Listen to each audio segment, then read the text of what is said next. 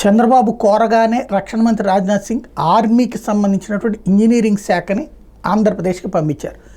ఏదైతే బుడమేరు గండ్లు 3 గండ్లు, ఇందులో 2 చిన్న గండ్లు, మూడవది పెద్దది, దాదాపుగా 12 అడుగుల లోతుతో పాటుగా ఒక 300-500 మీటర్లు పొడుగుందని చెప్తున్నారు అనమాట. అంటే చాలా పెద్దదైనటువంటి గండి. దానివల్లనే ఇంకా వాటర్ కంట్రోల్ కానీ, ఇంకా విజయవాడలోకి నీళ్ళు వస్తున్నాయి, సింగనగర్కి అదంతా నీళ్ళు వస్తున్నాయి అంటే కారణం అదే.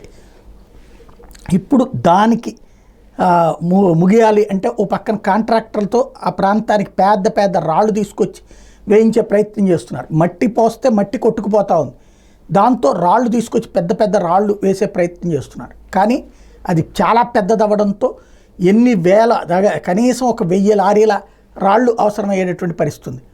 ఈ దశలో సరైనటువంటి సలహాలు తీసుకునేందుకు గాను ఆర్మీకి సంబంధించి ఇట్లాంటి అంటే యుద్ధాల సందర్భంలో వాళ్ళు చూస్తారు, ప్రకృతి వైపరీత్యాల సందర్భంలో చూస్తే తాత్కాలిక పరిష్కారం ఇమీడియట్గా చెప్పగలిగినటువంటి ఆర్మీకి సంబంధించినటువంటి విభాగాన్ని ఇక్కడికి పంపించింది కేంద్ర ప్రభుత్వం. వాళ్ళు స్పష్టంగా ఈ గండి పూడ్చివేతకు సంబంధించినటువంటి నిర్ణయం చెప్తే దానికి అనుగుణంగా యాక్షన్ ఉంటుంది.